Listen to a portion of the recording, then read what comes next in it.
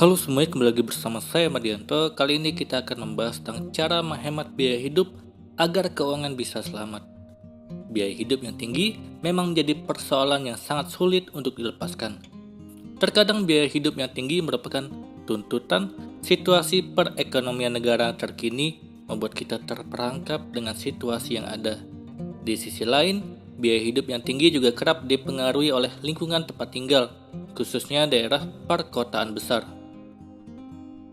Banyak juga kasus di mana biaya hidup yang tinggi dihasilkan dari gaya hidup yang menuntut banyak pengeluaran.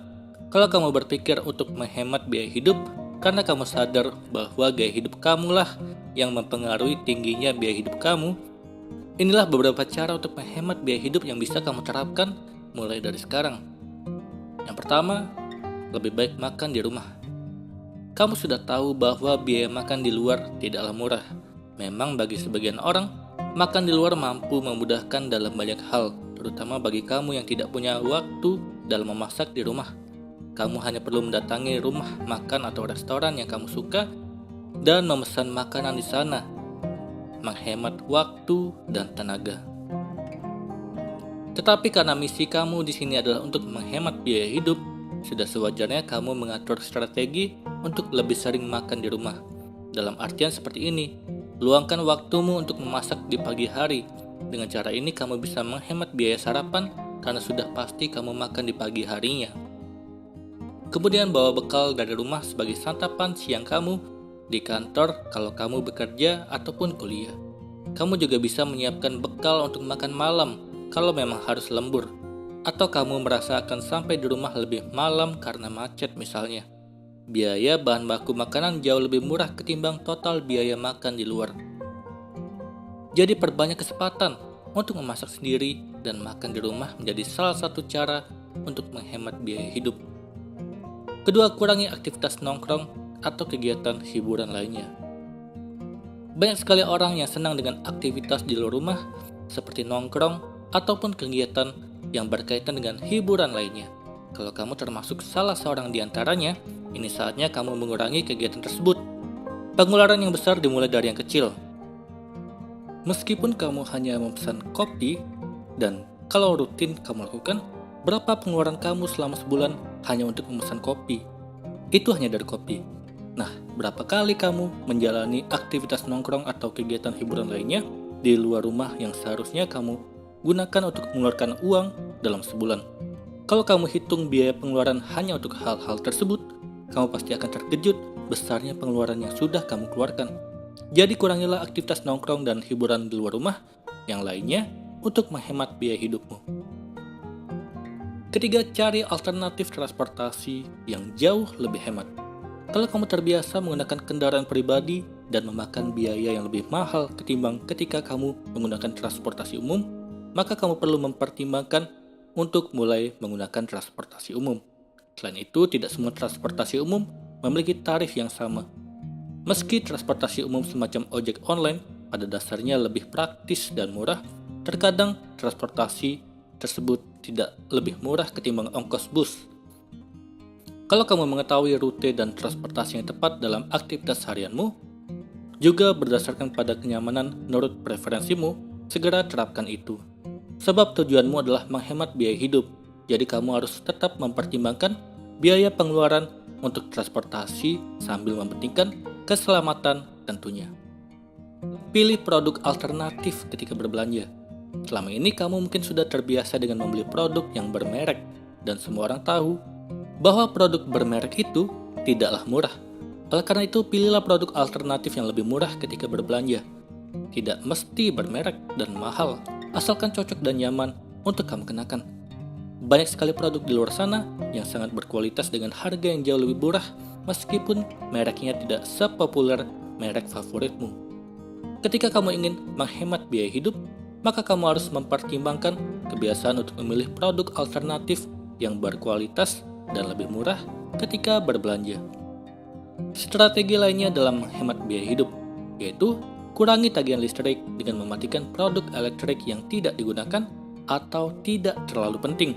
Juga kurangi penggunaan listrik secara keseluruhan, misalnya mematikan lampu ketika tidur. Kedua, kurangi tagihan pulsa biar sekecil apapun karena untuk zaman serba digital dan internet ini, pulsa merupakan hal yang sangat signifikan pengaruhnya terhadap tagihan. Lalu, kurangi tagihan laundry dengan cara mencuci pakaian sendiri di rumah dan boleh dilakukan setiap akhir pekan. Dan jaga kesehatan, karena seberapapun besarnya pendapatan kamu, akan cepat habis kalau kamu sakit-sakitan. Hal lain yang bisa kamu lakukan setelahnya, setelah kamu menerapkan cara menghemat biaya hidup tadi dengan baik, kini keuangan pribadimu sudah jauh berubah ke arah yang lebih baik, dan kemungkinan besar kamu memiliki dana yang lebih untuk dialokasikan. Kamu bisa memanfaatkannya untuk menabung ataupun berinvestasi. Tabungan dan investasi adalah sesuatu yang sangat penting dalam mempersiapkan masa depan. Kali ini kita akan membahas tentang strategi ketika biaya hidup naik. Upah minimum 2022 secara nasional hanya naik 1,09%. Hal itu tidak seperti tahun-tahun sebelumnya yang hingga 10%. Entah pekerja harus senang atau sedih menyambut keputusan ini. Sementara di saat yang bersamaan terjadi lonjakan harga kebutuhan pokok di musim hujan. Serta menjelang lebaran saat ini, harga minyak goreng, telur ayam, dan cabai sudah naik lebih dari persentase upah minimum. Kondisi ini membuat kita semakin menjerit. Kalau tidak pintar-pintar mengatur keuangan, bisa saja utang sana-sini untuk menutup beban pengeluaran yang membengkak. Dikutip dari Cermati, berikut adalah cara mensiasati biaya hidup yang tinggi meski gaji hanya naik tipis. Yang pertama, memperbarui rencana anggaran. Mengingat harga kebutuhan tidak sama seperti sebelumnya, langkah awal yang bisa dilakukan adalah memperbarui rencana anggaran. Buatlah daftar pengeluaran baru dengan harga teranyar. Belanja sembako, menghitung kenaikan harga telur ayam, minyak goreng, cabai, dan barang sembako lain.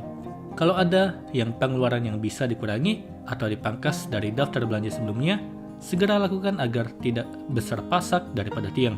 Contohnya belanja sembako pada rencana anggaran bulan awal sebesar 300.000 menjadi 350.000 dengan adanya kenaikan. Kalau ada rencana pembelian kompor baru, maka kamu bisa mencoret atau menunda rencana tersebut kalau masalah kompor lama hanya karena sudah berkerak dan masih bisa dipakai. Kedua, mengontrol keinginan. Kebutuhan dan keinginan merupakan dua hal yang berbeda.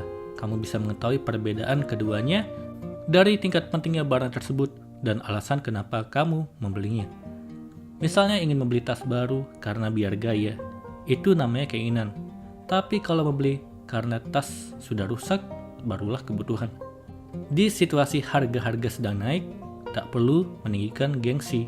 Kamu harus ingat bahwa gajimu tidak naik atau naik sedikit, sebaiknya hindari sifat konsumtif. Hindari gaya hidup bermewah-mewahan, namun sebetulnya tidak memiliki kemampuan finansial untuk menunjangnya.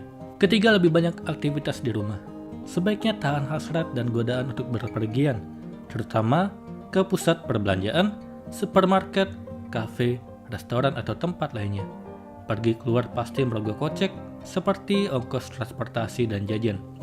Semakin sering berpergian, semakin banyak pula duit yang dikeluarkan. Kalau tidak ada kepentingan, sebaiknya tetap di rumah supaya lebih hemat. Keempat, bawa bekal makan sendiri. Ketika harga sembako naik, seperti minyak goreng dan cabai, pasti berimbas ke harga makanan di warung. Misal dari harga 20.000 menjadi 25.000. Itu artinya, kalau membeli makan siang di luar, biaya makan pasti akan membengkak. Jadi lebih baik masak sendiri di rumah dan selalu membawa bekal ke kantor. Lebih hemat, kalau 25.000 sekali makan di luar, dengan memasak sendiri di rumah, bisa untuk 3 kali makan sehari. Kelima, kurangi buka aplikasi belanja online. Jangan mentang-mentang di rumah saja, tidak berpergian keluar. Justru membuatmu menghabiskan waktu belanja online.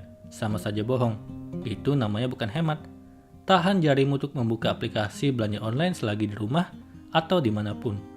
Tujuannya untuk mencegah pembelian di luar rencana karena tergoda promo gratis ongkir atau diskon. Keenam, menjaga kesehatan.